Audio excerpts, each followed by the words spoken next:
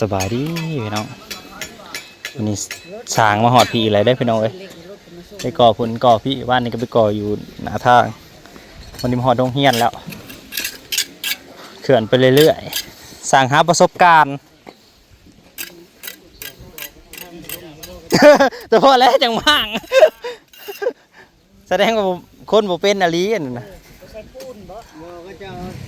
กระเจ้าเอาทั้งอันทั้งเอาขึ้นนะผัดเอาลงผัดไปปิ่นปากมันขึ้น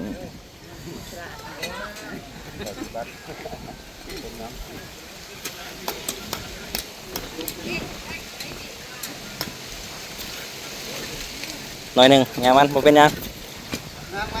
งามแล้วในเรื่องแล้วนะคิดว่าคนสิร้ายได้มื้อนี้ว่านเนี่ยว่านั่นมื้อนี้เฮงกันหน่อยโอ้ยเมื่อวานนี่เฮงกันหน่อยมื้อนี้เฮงกันหน่อยอีกยันมื้อหน้ายันเลิกสิหาคนเลิกแต่พญาบ้านบ่เจ้าเพื่อนกลัวแน่นั่นเนาะไปก็หาเงินหาค่ำบ่ไปก็หาเงินไปซื้อค่ำเนาะบางคนก็ไปขายค่ำเพื่อหาเงินราคาค่ำมันแพงของมึงนี่ขายค่ำไปเอาค่ำไปแลกเงินก็ได้มีแล้วเมื่อวานบ่ได้ไปใช้เมื่อวานเพิ่นได้เงินตัดคือตัดไปอันนั้นแล้วเลยเฮ็ดบ่ใหญ่แล้วก็ว่าไปอยู่นำพวกมาแต่ไทยเจ็บจนหายว่านี่ยังบ่ได้ไปยังไปให้มันเช้าอยู่นี่จะเอามาให้เรื่องนี่งามโอ้ยรูปเนี่ยโน่นแน่ก็เป็นยังดอกมันนุดรูปดำน้อยหนึ่งลอยรูปแน่แล้วเวลาเตะคานเลยมันจะงามรูปแน่นู่นเนี่ยมันจะแข็งแรงเลยสวดแหมสวดเลยมันเตะคานมันงาม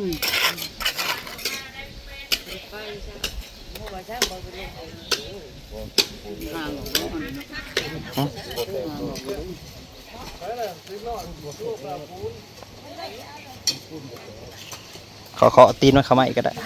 ปัก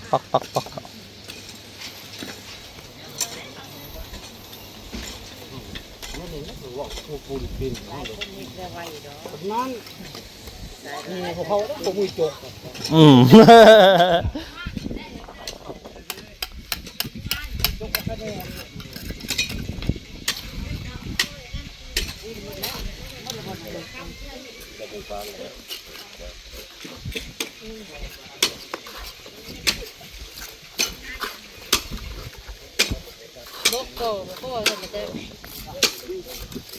เบิดหรือเปล่า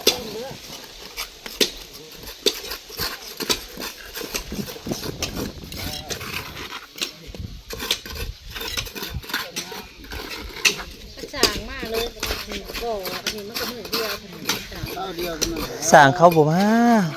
มีแต่แสงทรงแต่แสงมากห่วยมาเล่นน้ำสร้างบ่เนี่ยบ่ได้สร้างบ่ได้ไปกันนำมาเล่นน้ำสร้างกับงานเล่งเอ้าราคา2 สัตว์บ่ทันแต่งมันกับข่าวส่งมาแล้วเนาะขึ้นโค้งมันก็ดูดีหมดแล้วเสียไปสายไฟดิเนาะดูดีเลยเคยพอโอ้ยอยากได้ตะแกรงผ่านี่แล้วนี่ปุ๊กเฮือนกับบริผ่านสายไฟเลยเนาะโอ้อยากได้รีบผ่าสายไฟมาลำหลังสายไฟมาลำหลังเข้ากับบุหรี่กับจักดีเนาะกันยิงตรงโหลดเหตุนะสายไฟตัวน้อยนี่วิทย์อยู่ตีตอนจอดนี่แล้วมันอันตรายแต่งขนาดแง่ยังนะโอ้มันเข่าไปเลย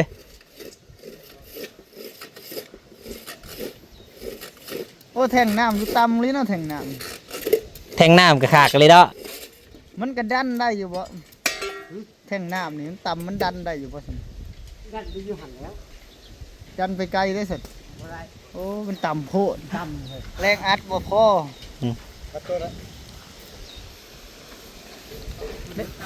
ได้ยก ทีมงานสร้างบ่ว่างจักมือเลย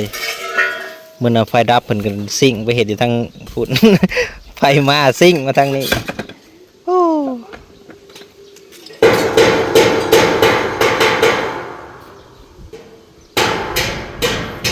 เลยครับคนลาวนิยมได้เฮือนทรงโมเดิร์นพี่น้องใส่เหล็กทรงเป็นเหล็กเป็นหยัง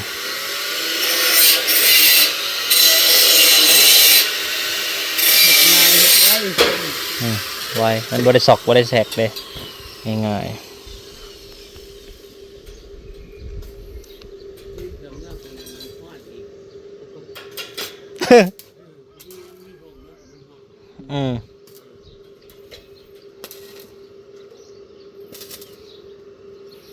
หาทีมงานหลายๆเจ้าก็ไปหาหล่อเมาส่งทีมงานไป ยังบอกขากเถอะของเฮ็ดเองคือเก่า เขาบอกจะได้สร้างนี่ เออ เขาทรงสร้างปีกไว้เขาบอกว่านี่ เออ เขาก็น้ำสร้างนี่เลย ข่าวล้างหน้ากับ3-4 คน5 คน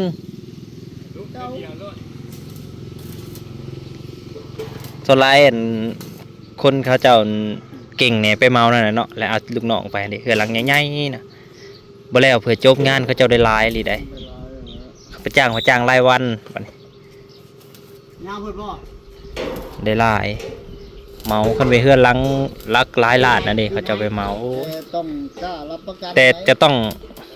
อันนั้นแหละ กล้ารับประกันถ้าสมมติว่าเจะจ้างสร้างก็เลยสร้างเดี๋ยวบ่ผ่านแล้วเจ้าน้ำแก่งาน อืม กันสร้างเจ้าผ่านก็คือว่าผ่านเลย ก็ต้องเลือกกันซีมือดีแน่แหละมันจังสิบ่เสียหน้าอันนั้นเฮาอีกเสียเวลาครับพร้อมแล้วเสียความมั่นใจพร้อมแล้ว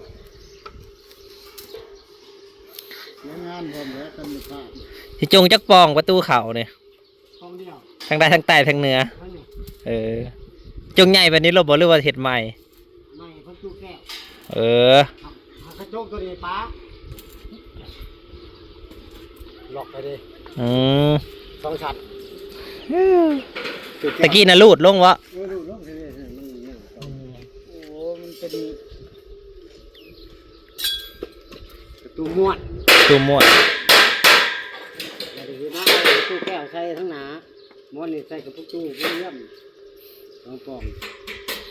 ไล่ไป กระเบื้องนี่คิดว่าสิเหลือหรือสิบ่พอ ไม่พอ บ่พอ มันออกเลย เออตะกี้ได้ซะ มันเพียง ตะกี้มันบ่ได้ออกบ่ บ่ได้ออกเพียง ตะ มันเพียงมาจาก ตะกี้ได้จุดไปเลย เอ ปู้ มันผา เออ ฝนมันสาดนั่นน่ะ มือมีอยู่บ่คู่มือนี่กระเบื้องยังมีอยู่บ่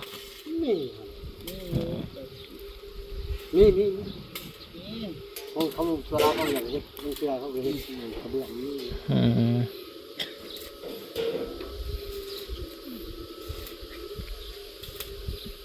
ว่าได้แต่งในยังเข้าไปมันก็ขาวส่งแล้วบาดนี้กว้างบ่มัน8 เมตรผู้บ่ จำห้อง ก็ ล้างก็4 เมตรเหมือนกัน4 ฟุต 8 เมตรผู้ 14 เมตรแทกเอาเด้อแทกไปตัดเลยเอา14คือเอา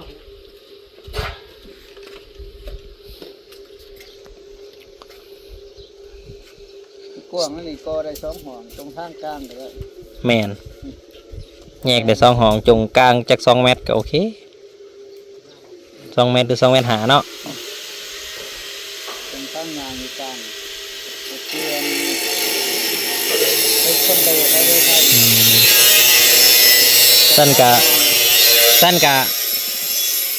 3 ห้องละ3ได้ทางหน้า3แล้วก็จง2 เมตรอยู่กลาง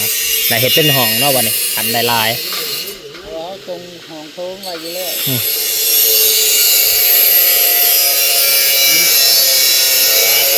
กว้างเลยแต่มันก็เป็นกว้างโพดเห็นนั้นก็บ่ได้